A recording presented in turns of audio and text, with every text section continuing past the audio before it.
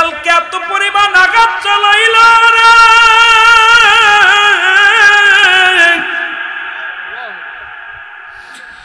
বেলালকে মেরে রক্তাক্ত করে ফেলল। বেলাল জমিনের মধ্যে পড়ে কাঁদে,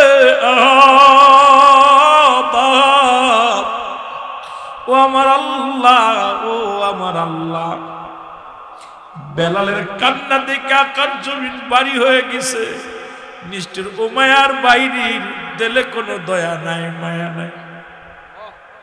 হায়রে মুসলমান,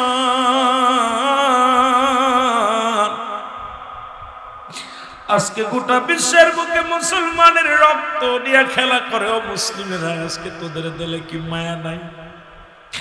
ও মুসলমান, একটা কথা বারবার মনে পড়ে যায়, নবী বলছে বাল হুয়া কিলা, এই দুনিয়াটা হলো পচা দুর্গন্ধ মরি। মানুষের চরিত্র হলো কুকুরের চরিত্র।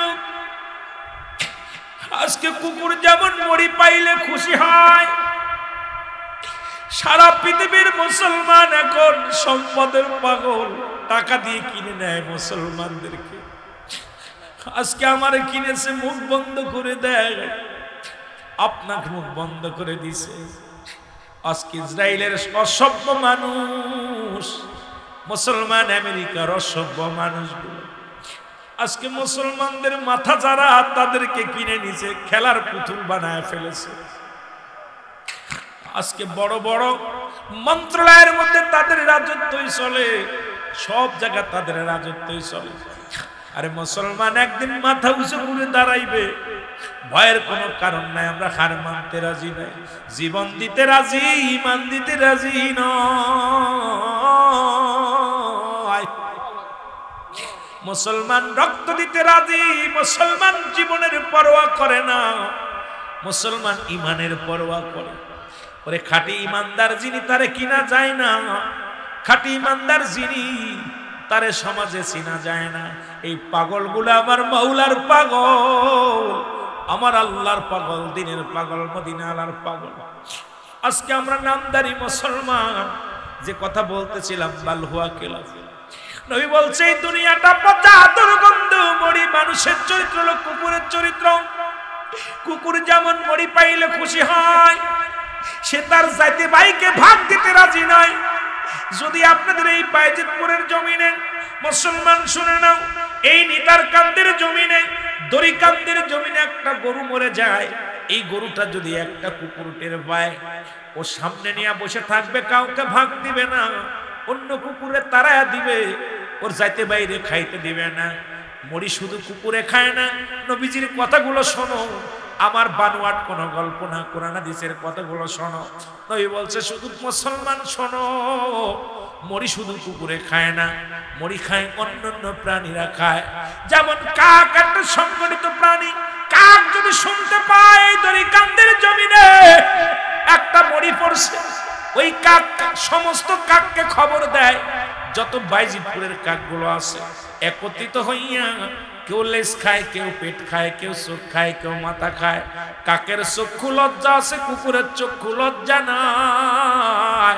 আরে মুসলমান, তোদের পায়ে ধরে বলে যায়, কে কোন দল করিস দেখার সময় নাই, কে সর্বনাই, কে আত্মসী, কে সারসিনা, কে জামাত ইসলাম, কে তাবলিগ, আমার দেখার সময় নাই। আরে মুসলমানদের ঐক্যর স্বার্থে, মদিনা আনার জন্য, কোরআনের স্বার্থে তোরা এক হয়ে যা, এক হয়ে যাও। আজকে মুসলমান এক হয়ে যাও।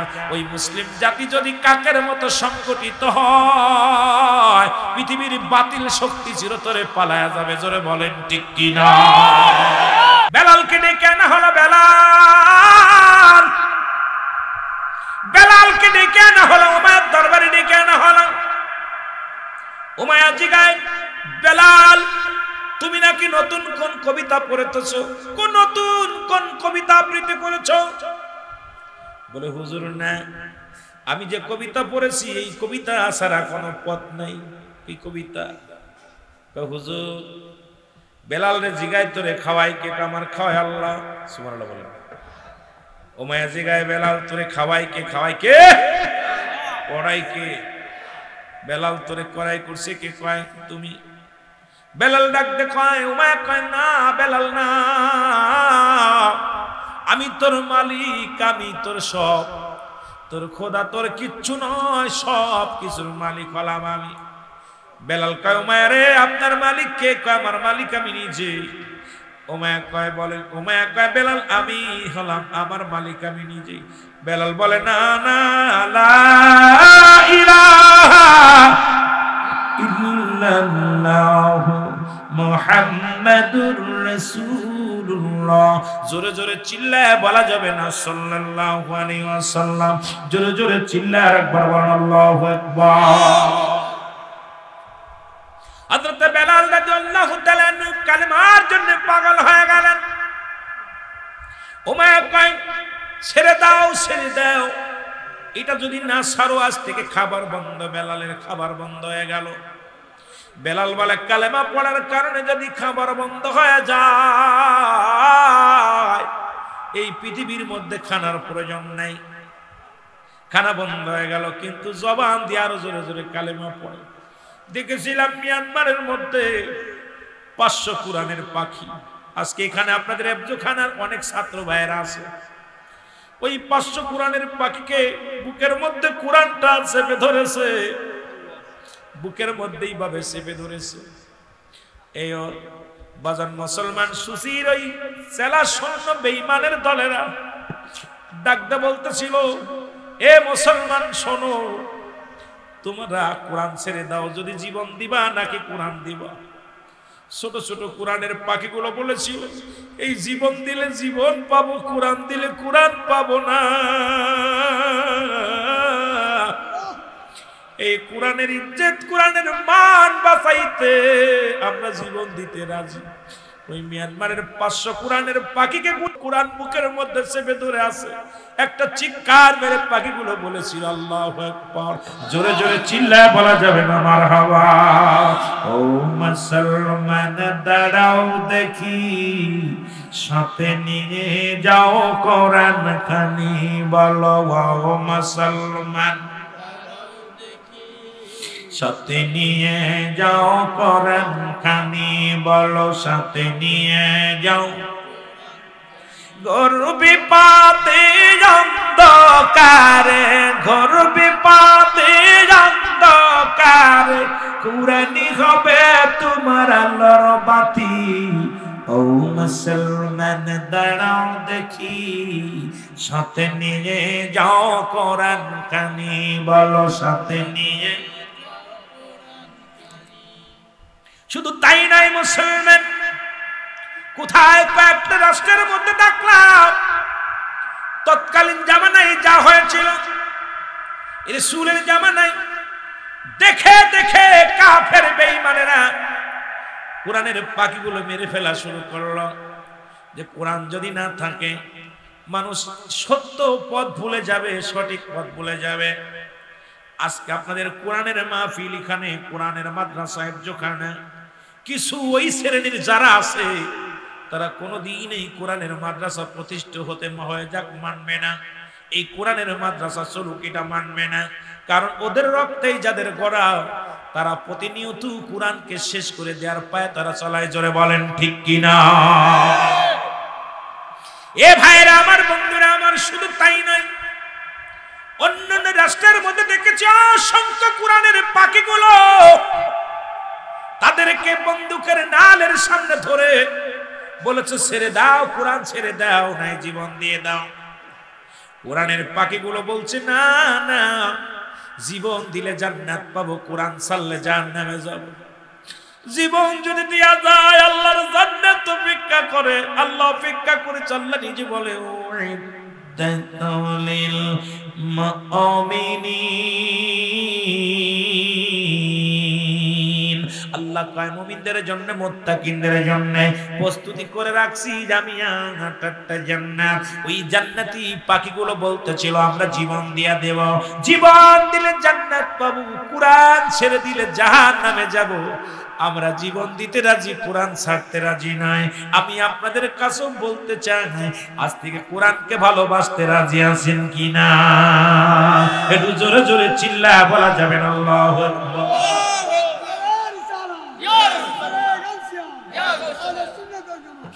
আমার মনের জল্পনা কল্পনা নবী যাব আমি সোনার মদিনায় বলো যাব আমি সোনার মদিনায় বলো যাব আমি সোনার মদিনায় আমার মনের জল্পনা কল্পনা নবী যাব আমি সোনার মদিনায় আরো জোরে বলেন যাব আমি সোনার এর নবীজি কেউ ভালোবাসি মনটাই আমার অনেক খুশি নবীজি কেউ ভালোবাসি মনটাই আমার ওরে নবীজি কেউ ভালোবাসে তৃপ্তি মেটে না বলো নবীজি কেউ ভালোবাসে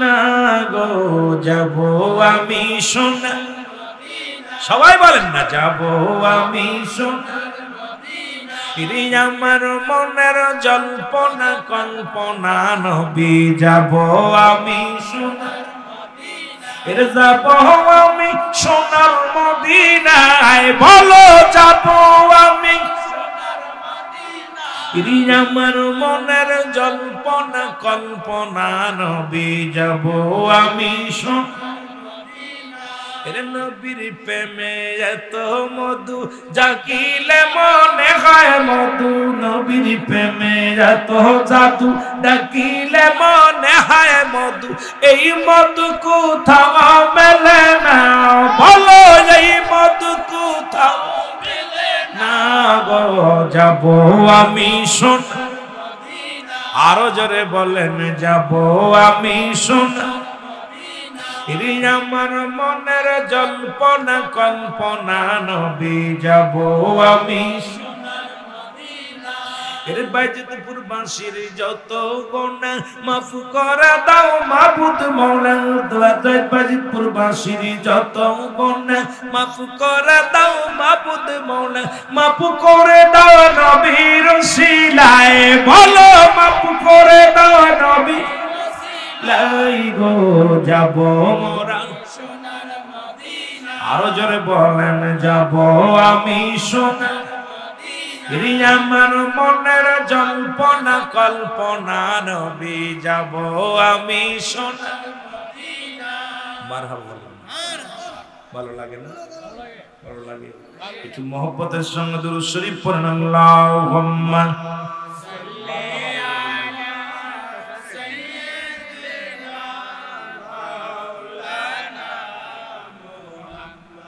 وعلى آل سيدنا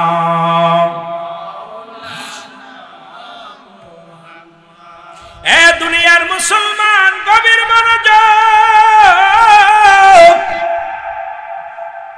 কোরআনের কথা দিয়ে যদি আলোচনা করতাম রাত অনেক মজা লাগতো আর মুসলমান বেলাল কয় এই পৃথিবীর সব কিছুর মালিক আমার আল্লাহ আপনার মালিক আমার আল্লাহ আমার মালিক আমার আল্লাহ মুসলমান উমায় কয় না না এই পৃথিবীর সব কিছুর মালিক এই রাজ্যের মালিক আমি খানা বন্ধ বেলালের কালেমা বন্ধ করতে পারি নাই লোকজন কয় উমায়া রে বেলালের খানা বন্ধ করে দিছো কিন্তু কালেমা পড়া বন্ধ করতে পারো নাই আরো স্পিরিট বাড়ছে কয় বেলালকে ডাকা হলো বেলালকে আঘাত শুরু হয়ে গেল বেলালের হাতে পায়ে রশি দিয়ে বাঁধা হলো বেলালকে আক্রমণ শুরু করে দিল বেলাল কান্দে রে চোখের পানিগুলো ফেলায় ফেলায় কান্দে বেলালের চোখের পানি পড়ে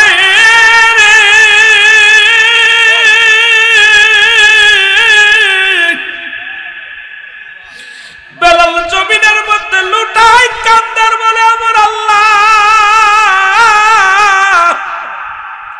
এই জীবনের মালিক আপনি এই জীবনের সব কিছুর মালিক গো আপনি গো আমার আল্লাহ আল্লাহ জীবন দিয়া দিব তবু কালেমা ছাড়ব না বেলাল এত আঘাতের পর আঘাত করে বেলাল কান্দে আর বলে কালেমার মালাটা পড়ছি আমি যত পারো যন্ত্রণা দাও গো তুমি বলো যত পারো যন্ত্রণা দাও আরো জোরে বলেন যত পারো যন্ত্রণা দাও।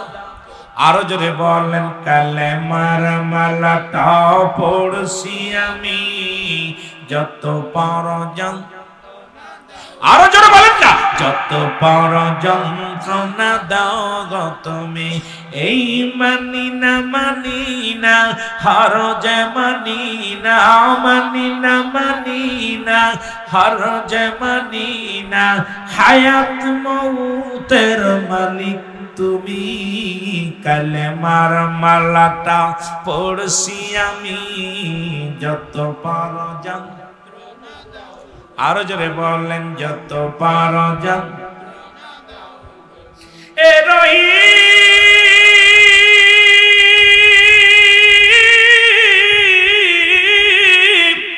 এ রহমান, আমার জীবনের মালিক তুমি, বলো আমার জীবনের। আরো জোরে বলেন আমার জীবনের মালিককে। প্রধানমন্ত্রী, এমপি সাহেব, ও মুসলমান দাদা দাদি, না চেয়ারম্যান মেম্বার, আপনারা আমার জীবনের মালিক। বাবা মা, জীবনের মালিক হলো আমার আল্লাহ। বেলাল বলতেছে, বেলাল কি বলে? চোখের পানি ছেড়ে বলেন, চোখের পানি ছেড়ে বলেন, এই দুনিয়ার মানুষ শোনো, সব কিছু ছাড়তে পারি, কালেমা ছাড়তে পারি না, কারণ আমার হায়াত মউতের মালিক হলো আমার আল্লাহ। জোরে বলেন ঠিক কি না? এ রহিম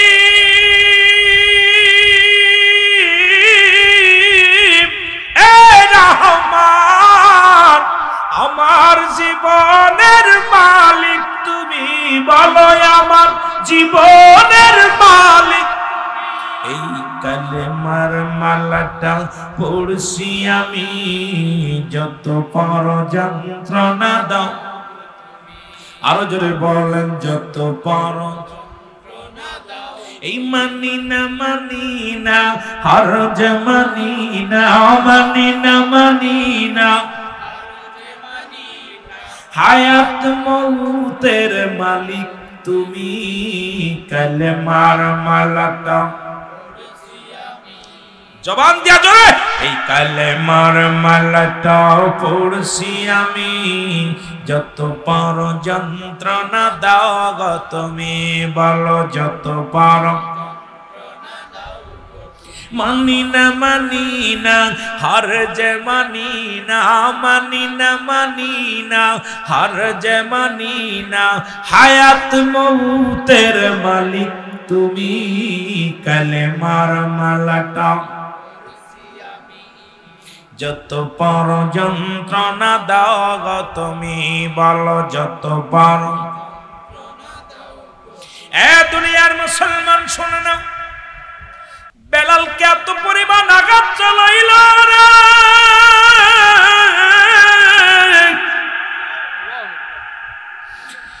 বেলালকে মেরে রক্তাক্ত করে ফেলল। বেলাল জমিনের মধ্যে পড়ে কাঁদে, ও আমার আল্লাহ, ও আমার আল্লাহ। বেলালের কান্না দেখে আকাশ জমিন বাড়ি হয়ে গেছে। নিষ্ঠুর উমায়ার বাইরের দিলে কোনো দয়া নাই, মায়া নাই। হায়রে মুসলমান,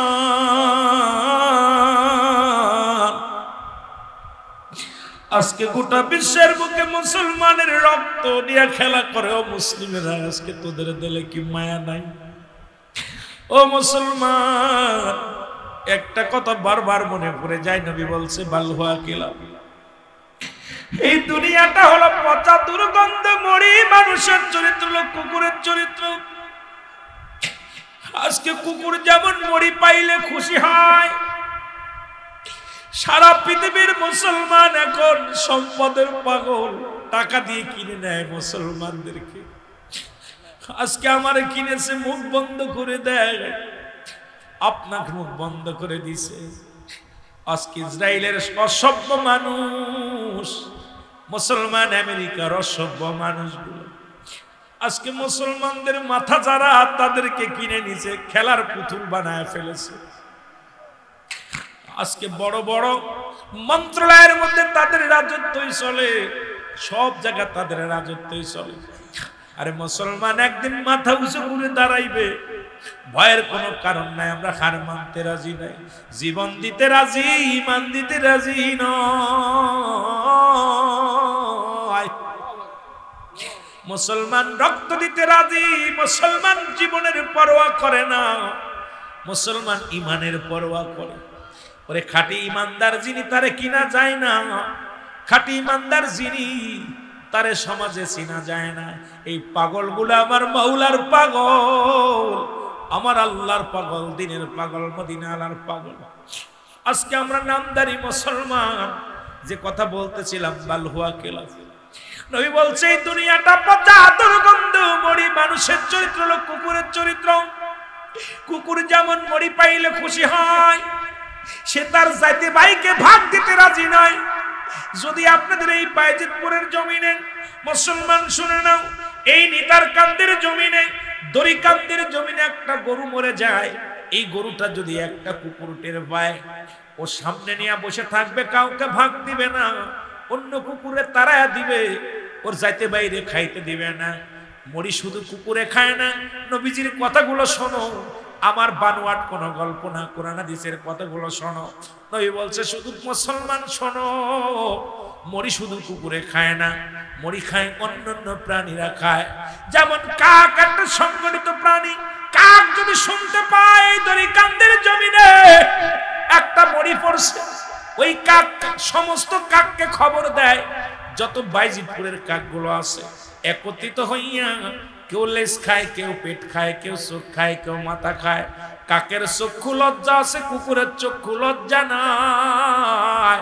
আরে মুসলমান তোদের পায়ে ধরে বলে যায়, কে কোন দল করিস দেখার সময় নাই, কে সর্বনাই, কে আত্মজি, কে সারসিনা, কে জামাত ইসলাম, কে তাবলিগ, আমার দেখার সময় নাই। আরে মুসলমানদের ঐক্যর স্বার্থে, মদিনা আনার জন্য, কোরআনের স্বার্থে তোরা এক হয়ে যা, এক হয়ে যাও। আজকে মুসলমান এক হয়ে যাও। ওই মুসলিম জাতি যদি কাকের মতো সংগঠিত হয়, পৃথিবীর বাতিল শক্তি চিরতরে পালায়া যাবে। জোরে বলেন ঠিক কিনা? নবী এমনি বলে যান নাই, মুসলিম জাতি যদি কাকের মতো সংগঠিত হতো, কে কোন দলের লোক, আমরা মুসলমান। আপনি করেন চরমনায় দুঃখ নাই, করেন তাবলিগ দুঃখ নাই, করেন আমলিগ দুঃখ নাই, করেন বিএনপি দুঃখ নাই, করেন আত্মসী দুঃখ নাই, সাদা করেন করেন। কিন্তু বৃহত্তম স্বার্থে, কোরআনের পক্ষে, হাদিসের পক্ষে যখন ঐক্যবদ্ধ হয়ে এক ময়দানে নামবো, চিরতরে বাতিলেরা থরথর করে কেঁপে ময়দান থেকে পালাবে। জোরে বলেন ঠিক কিনা?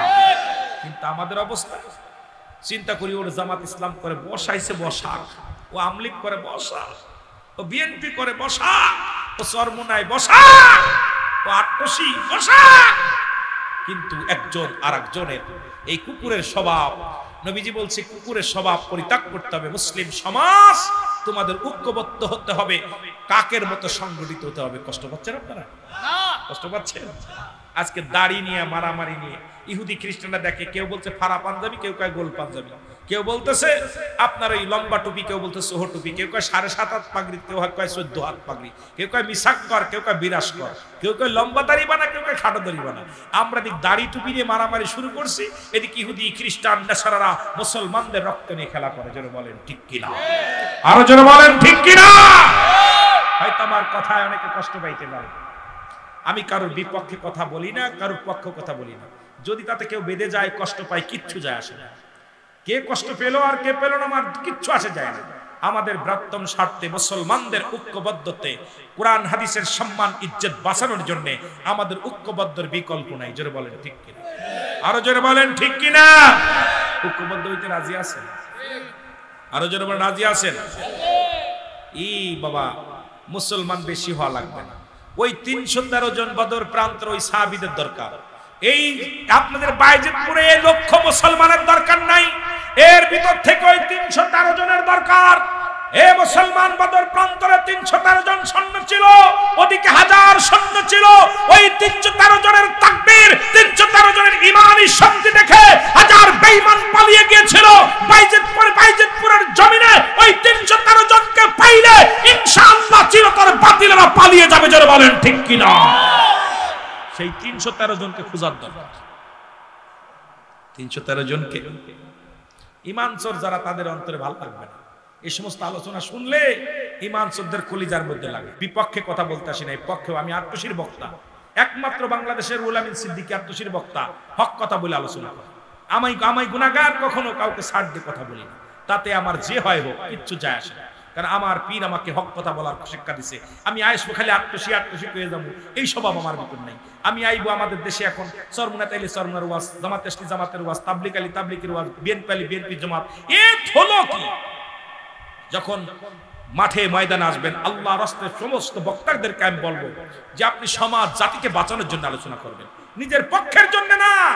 কারণ আপনি আপনার দল ভারী করার জন্য আপনি ওয়াজ করতে আসেন না। আপনি আসেন ইসলামের বৃহত্তম স্বার্থে, ইসলাম মুসলিম মিল্লাতকে ঐক্য করার জন্য, ঐক্যবদ্ধ হওয়ার জন্য কথা বলতে হবে। আপনি আপনার বাবার প্রশংসা করবেন, এটা স্বাভাবিক, কিন্তু তাই বলে এই নয় যে আপনি বাবার প্রশংসা করতে করতে দাদারে ভুলে যাবেন। কথা কর না কেন? আমাদের অবস্থা খুব খারাপ। কোরআনকে 3টা ভাগ করছে, আমি প্রায় মাহফিলে বলি। কয়টা ভাগ করছে? 3টা ভাগ। শুনবেন? কয়টা ভাগ? জোরে বলেন। 3টা। এক ভাগ নিছে তাবলিগ জামাত, যারা তাবলিগ করে, দেখবেন খালি আমলের ওয়াজ করে। উনি ময়দানে আসে এত নেকি, এত সব, এত খালি নেকির ওয়াজ। আর এক ভাগ নিছে জামাত ইসলাম, দেখবেন রক্ত গরম ওয়াজ, যত রক্ত গরম ওয়াজ আছে এই ওয়াজগুলো উন্নয়ন আছে। খালি ময়দানে এসে এমন ওয়াজ করবে, যারা শ্রোতা থাকে সব স্পিরিট বেড়ে যায়। আর একটা ভাগ নিছে পীর মুরিদি যারা করে, পীর সাহেবরা, কত হাজার মুরিদ, আমার মুরিদ হলো 15,000, ও কয় 20,000, ও কয় 40,000। ওরা ওই খালি পীর মুরিদি, যাতে কত হাজার মুরিদ বাড়ছে এই ওয়াজ নিয়ে ব্যস্ত আছে। যদি ওরা কড়া ওয়াজ করে, হকের ওয়াজ করে, মুরিদ কমে যাবে। যদি মুরিদরা কয় বিড়ি খাস নে, তাহলে আর মুরিদ আসবে না। যদি কয় মুরিদরা তুই দাড়ি ছাসবি না, তাহলে আর মুরিদ হবে না। যদি কয় মুরিদরে নারী পুরুষ এক জায়গায় যাওয়া যাবে না, ও কয় যে পীর সাহেবের বাড়ি আর যাওয়া যাবে না। কথা কয় না কেন? কথা কয় না কেন? কথা কয় না কেন? কারণ এই 3টা ভাগ 3 জন নেছে। এই 3টাকে পরিপূর্ণ একত্রিত করে যদি কোন ব্যক্তি পরিপূর্ণভাবে মানতে পারে, বুঝতে পারে, এটাই হলো ঈমানদার। জোরে বলেন ঠিক কিনা?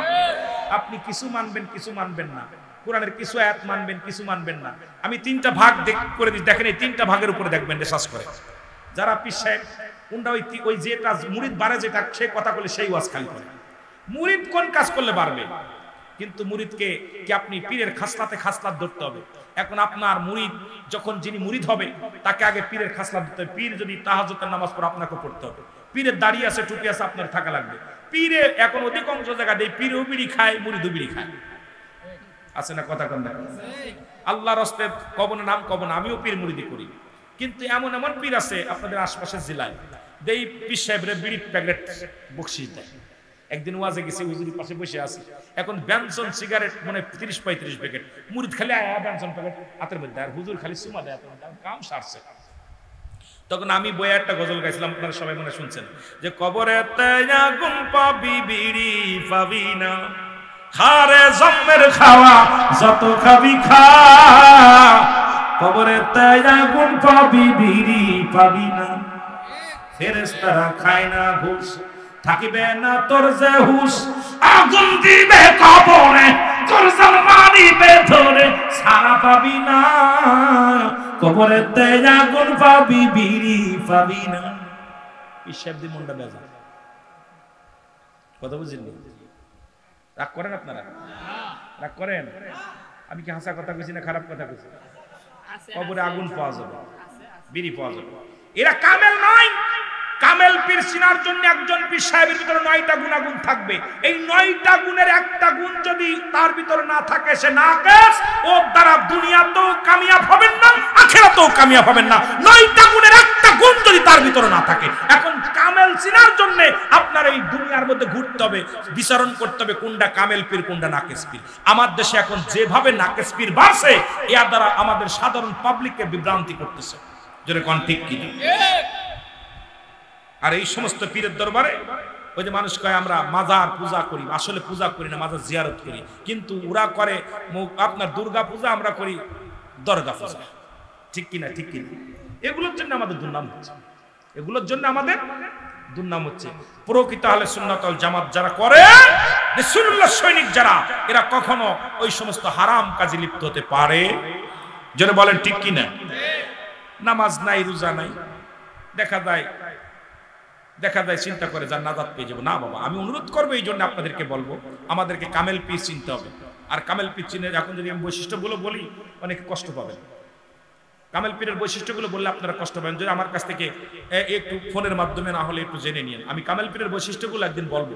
মাঝে মাঝে চিন্তা করি, একবার এক মাহফিলে বলার পর পীর সাহেব হুজুর আমার বলে, হুজুর আপনি আমার পেটে লাথি মেরে খেয়ে গেলেন। ভাই আমি আপনার পেটে লাথি মারলাম কেন? এই জন্যে এগুলো আমাদের বৈশিষ্ট্য চিনার দরকার। এই জন্য আমাদের যুগে আমরা যখন খেলেছি পুতুল খেলা, তোমরা এখন সেই বয়সে লেখাপড়া করো মেলা। ঠিক কিনা? ঠিক কিনা? আমাদেরকে রিসার্চ করতে হবে, কিতাবাদি বেশি বেশি করতে হবে। কুরআন হাদিস ইজমা কিয়াস এগুলো পড়লে আপনি যেটা জানেন আমি সেটা জানি না, আপনি যেটা জানেন আমি সেটা জানি না, আমি যেটা জানি আপনি সেটা জানেন না। জানার কোনো শেষ নাই, জানতে হবে, বুঝতে হবে। কিন্তু আপনি যদি বলেন যে সব এটা নাই ওটা নাই, হবে না। বুঝতে হবে, আগে কিতাব পড়তে হবে। প্রাইমারিতে একটা বিদ্যা, হাই স্কুলে একটা বিদ্যা, কলেজে একটা বিদ্যা। ওই ব্যঞ্জন বর্ণ স্বরবর্ণ দিয়া ওই আপনার ওই 9টা আর হলো কত, ওরা 19টা, কয়টা মোট 39টা হলো ইংরেজি অক্ষর, আরবি বাংলা অক্ষর, আর হলো আর ওদিক 49টা না কয়টা জানো? কয়টা? 11টা আর হলো আর ওটা কয়টা? 39টা, মোট কয়টা? কয়টা? 50টা অক্ষর। আর অধিক হলো ইংরেজি হলো 26টা অক্ষর, আরবি হলো 29টা হরফ। এই দিয়া দেখেন তীর হলো মাথা কাটতে হবে, আর হলো ফুটা দিতে হবে। আর হচ্ছে আপনার আরবিতে কি ওই কিছু ফুটা দিতে হবে, কিছু উপরে নিচে দিতে হবে। কিন্তু বাংলাটা এত কঠিন, বাংলাদেশ সবচেয়ে কঠিন। আমার বাবারা দেখা যায় এই যে আমরা বিদ্যা অর্জন করেছি এই হক্কর দিয়া, একই হক্কর আপনার ওই ডিগ্রিতে চলতেছে, মাস্টার্সে চলতেছে, বিসিএসে চলতেছে, সব একই হক্কর, কিন্তু পড়ার ধারণ বদলে গেছে। জোরে বলেন ঠিক কিনা? কথা কন না কেন? ধারণ কমে গেছে না? এই জন্য আমাদেরকে সব বুঝতে হবে যে প্রাইমারিতে যে বই পড়েছি ওই বইয়ের পড়ালেখায় কিন্তু উপরে যায় ওই রকম নাই। জোরে কোন ঠিক কিনা? হাই স্কুলে একরকম, কলেজে একরকম, বিশ্ববিদ্যালয়ে এরকম। এই জন্য আমাদেরকে পড়তে হবে। এই জন্য আমাদের যুগে আমরা যখন করেছি পুতুল খেলা, তোমরা এখন সেই বয়সে লেখাপড়া করো না। আমার বন্ধুগণ গভীর মনোযোগ দিকে না, একটু পিছে চলে যাই। বেলাল কাঁধে পেয়ে রশি দিয়ে বাঁধা হলো, তার গায়ের মধ্যে চাবুকের মারা হলো। বেলাল উত্তপ্ত নদীর মধ্যে, পাথরের মধ্যে পায়ের মধ্যে রশি লাগাইয়া ঘোড়ার পিছে বাঁধিয়া টানা হলো। বেলালের জবান দিয়া শুধু বাইর হয় লা ইলাহা ইল্লাল্লাহু মুহাম্মাদুর রাসূলুল্লাহ। জোরে জোরে চিল্লায়া বলেন সাল্লাল্লাহু আলাইহি ওয়াসাল্লাম। জোরে জোরে চিল্লায়া বলেন মারহাবা মারহাবা। একটু জিকির করেন লা ইলাহা ইল্লাল্লাহ। জোরে লা ইলাহা কারেন্ট চলে গেল নাকি?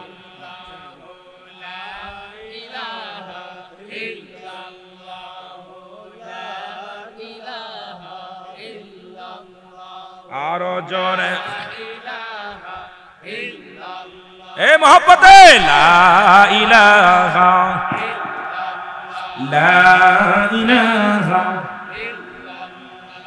ইল্লাল্লাহু মুহাম্মাদুর রাসূলুল্লাহ সাল্লাল্লাহু আলাইহি ওয়াসাল্লাম। তার হাতে পায়ে বেঁধে উত্তপ্ত গরম বালুর উপরে রেখে দেয়া হলো, বুকের উপরে পাথর চাপা দেয়া হলো। কিন্তু বেলালের জবান থেকে কালেমা সরাতে পারে নাই, শুধু ইল্লাল্লাহু আহাদ আহাদ শব্দ উচ্চারণ করতে লাগলেন। এ মুসলমান গভীর মনোযোগ, এ মুসলমান গভীর মনোযোগ। এত যন্ত্রণা, এত লাঞ্ছনা, এত কষ্ট দিয়া পর কালেমা বলে নাই। বেলালের পায়ে হাতে পায়ে শিকল বেঁধে পাথর বুকের উপরে দিয়া উত্তপ্ত নদীর উপরে পাথর চাপা দিয়া ফেলে রাখা হলো। বেলাল বল হুকুম দিলেন, ওমায়া হুকুম দিলেন, যতক্ষণ পর্যন্ত বেলাল মৃত্যুবরণ না করে, বেলালকে যেন এখান থেকে কেউ না বাঁচায়, বুকের পাথর যেন কেউ খুলে না দেয়।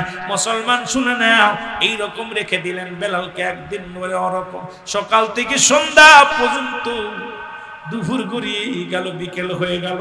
ওই পাশে খবর পাইলেন হযরত মুসলমান শুনেন আবু বকর সিদ্দিক রাদিয়াল্লাহু তাআলা আনহু। উনি খবর শুনতে পাইলেন এই জমিনের মধ্যে একজন নবীর প্রেমিক কালেমা পড়ার উপরে তাকে এত নির্মম ভাবে আঘাত করা হয়েছে। উনি খবর পায়া চলে আসলেন। এ মুসলমান শুনেন, লম্বা আলোচনা আমি আর আগাবো না, যেহেতু 12:30 বেজে গেছে, আর একটু না আমি ঢাকাতে যাব, অনেক দূরে যাব, এই জন্য বেশি আপনাদের কষ্ট দিতে চাই না, কথাগুলো বলে যায়। মুসলমান শুনে নেন। এবার হযরত আবু বকর সিদ্দিক রাদিয়াল্লাহু তাআলা আনহু তাকে কড়াই করলেন, কড়াই করিয়ে রাসূলুল্লাহর দরবারে নিয়ে গেলেন। আমার নবীজির কদমের মধ্যে হযরত বেলাল পড়েন, নবীজি জড়ায়া ধরে, নবীজিও কাঁদে, বেলালও কাঁদে। বেলাল বলে, ইয়া রাসূলুল্লাহ, ইয়া হাবিবাল্লাহ, আমার জীবন ধন্য, আমার জীবন ধন্য, কারণ আমি আবার কষ্টের মধ্যে নবী গো, যখন আমি কালেমা পড়েছি, যখন আমি ঈমানটা তাজা রেখেছি, তখন আমি দুনিয়ার কোনো দুঃখ, কোনো কষ্ট আমার মনে হয় নাই। নবী গো, আপনার কদম মুবারক চুমানোর সঙ্গে সঙ্গে দুনিয়ার সব দুঃখ ভুলে গেছি। আমার নবী কয়, বেলাল রে, তুই আমার কদমের মধ্যে তোরে রেখে দিলাম, যতদিন ইচ্ছা ততদিন পর্যন্ত আমার কদমের মধ্যে থাক। নবীজির কদমের মধ্যে বেলালের জায়গা হয়ে গেল। জোরে জোরে চিল্লায় বলা যাবে না মারহাবা। এসেছেন